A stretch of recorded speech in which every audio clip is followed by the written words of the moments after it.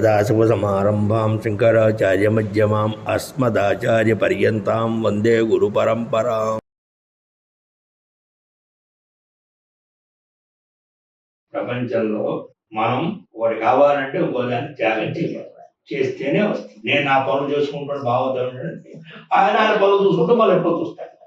నీకే కాడి లేకపోతే లేకపోతే 5 జన్మలు ఇస్తావో 8 జన్మలు ఇస్తున్నావో, నీకే ఇంత గొప్ప వ్యవహారం ఉంటే మరి జన్మరాహిత్యంగా ఆ పరమాత్మ గొప్పతనం ఏమిటి ఎవరు చెప్పగలరు? అందుకే చెప్తున్నాడు ఏమిటి భాగవతం అలా వస్తున్న తర్వాత చూద్దాం. శ్రీమద్ భాగవతం పురాణ తిలకం, ఇది పురాణాల్లోకి ఆదర్శప్రాయమైన అలంకారం. వైష్ణవానాం ధనం ఏమిటండి? భగవద్భక్తులకు ధనం ఇది, బ్యాంకుల్లో బ్యాలెన్స్లు కావు. వైష్ణవానాం ధనం ఎస్మిన్ ఏమిటి? ఎస్మిన్ అంటే పారమహంస్యమేకమేకమమలం. పారమహంస్యం ఇదే చెప్పాను, హంస వేరు పరమహంసలు వేరు అని. పారమహంస సంహిత అంటే కేవలం ఏదైతే పరివ్రాజకాశ్రమం చెప్పారో, ఏదో పరమహంసాశ్రమం ఏదైతే చెప్పారో, వాళ్ళు ఏ విధంగా అయితే జన్మరాహిత్యాన్ని పొందుతారో అటువంటి జన్మరాహిత్యాన్ని కలగజేసేటువంటి ఒక అసాధారణమైనటువంటి మహావిషయము. యస్మిన్ పారమహంస్యమఖిలం అమలం, అత్యంత అమలం అంటే స్వచ్ఛమైంది. జ్ఞానం పరంగీయతే, ఈ జ్ఞానం అంతా కూడా ఇక్కడ చెప్పబడుతుంది. దీనికి మళ్ళా మాట ఏమన్నారు ఇక్కడ? సద్భాగ్యా. అయ్యా, ఇటువంటి మాటని విని దాని హృదయంలో చాలా సుస్థిరంగా చేసుకోవాలంటే వాళ్ళకి ఏం కావాలండి? భాగ్యం కావాలి కదా.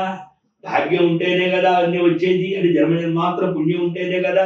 భాగవతం విన్న తర్వాత పరమాత్మకు అనుభవం కలిగిన, అనుభూతి కలిగిన దాన్ని మళ్ళా ఎక్కడా కూడా చిదిరిపోకుండా ఏది విన్నామో విన్నదాన్ని మళ్ళా సుస్థిరం చేసుకుని దాన్నే భావన చేస్తూ ముందుకారిలాగా మననం చేస్తూ ఉన్నప్పుడు కదా సాధ్యం. సద్భాగ్య, భాగ్యం ఉన్న వాళ్ళకి మాత్రమే విన్నది అలా నిలబడుతుంది.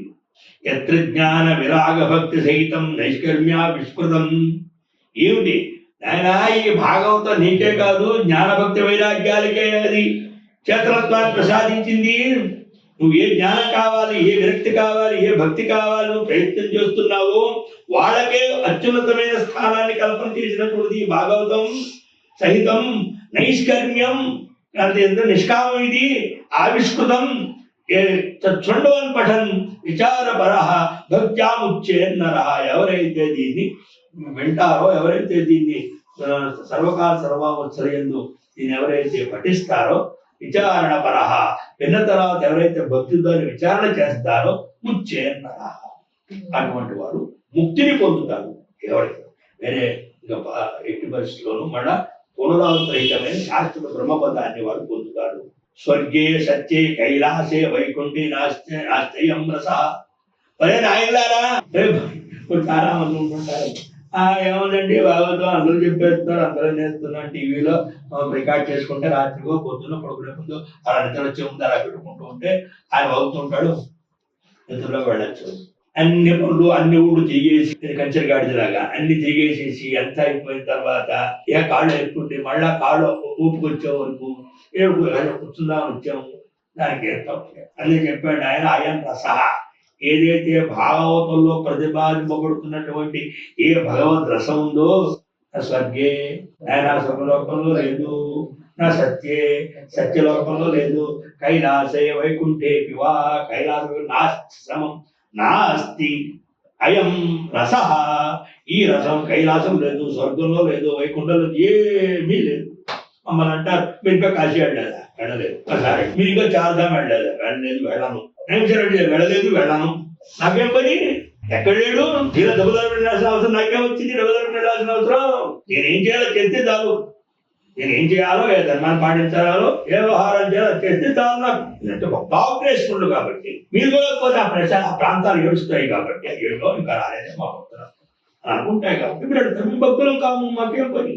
స్వర్గే సత్యే చేతుడి కైలాసే వైకుంఠే నాస్త్యం రసః అతః పిబంతు సద్భాగ్యా. నాయనా, సద్భాగ్యా, భాగ్యవంతులే మావా ముంచద కలిగించదు.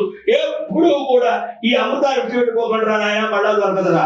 అనేక జన్మల పుణ్యుడు లభిస్తోంది. మావా ముంచద, మా ముంచదలే మావా ముంచద, ఎప్పుడు విడిచిపెట్టద్దు.